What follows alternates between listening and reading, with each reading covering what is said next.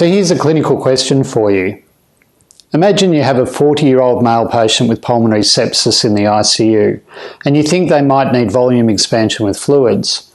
Do you choose 0.9% saline, or do you choose a buffered fluid? The PLUS trial has just been released, which hoped to answer this very question.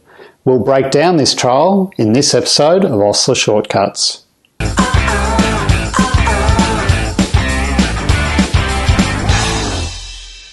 The debate about balanced fluids has raged on for years. There is now good evidence that 0.9% saline worsens metabolic acidosis, and there has been much speculation that chloride could be bad for your kidneys. But to date, there's been limited data to suggest that this leads to worse patient outcomes. The PLUS trial recruited critically ill patients who, in the opinion of their treating team, required volume expansion. The study excluded burns and brain trauma victims, as well as pregnant patients. Patients were randomised to receive either 0.9% saline or Plasma-Lyte 148 for all of their fluid resuscitation needs in ICU for up to 90 days, and the primary outcome was all-cause 90-day mortality. Unfortunately, like most things, COVID-19 interrupted this study, with funding ceased after just 5,000 patients were recruited. Hemodynamic markers were very similar between the groups, suggesting they'd all received similar therapy. The median duration of therapy was 6 days, over which time they'd received 3.8 litres of study fluids on average. There was no difference in the primary outcome. A Bayesian analysis suggested this trial would have met a futility criteria, which is quite reassuring given that the trial stopped so early. No difference was seen in any secondary outcome or subgroup analysis, and there was no clear signal of harm.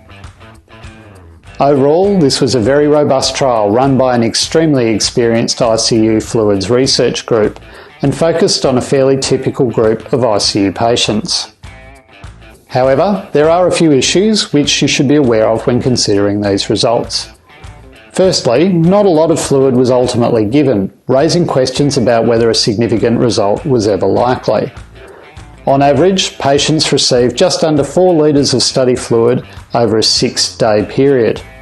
Is this enough to potentially cause a change in 90-day mortality? The second issue relates to recruitment. Almost 25% of patients screened for inclusion in the PLUS trial were ultimately excluded because they'd received more than 500 ml of fluid in the ICU prior to randomisation. I think this is important because these patients who received fluid boluses in the first couple of hours of their ICU admission are probably the exact group we're most interested in a study like this. So what should we make of all of this? It would seem that for patients who are already in the ICU, the choice of fluids makes little difference, especially when they don't need large volumes of fluid resuscitation.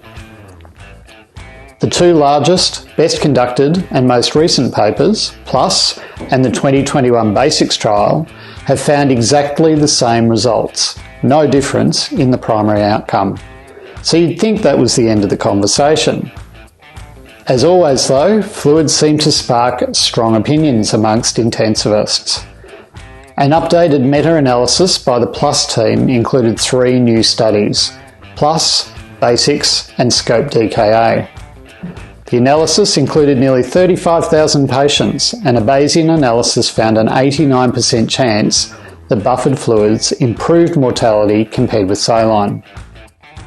They also found that the risk ratio for death in the buffered fluids arms was 0.96, with a confidence interval that crossed 1, consistent with anywhere from a 9% decrease in mortality through to a 1% increase.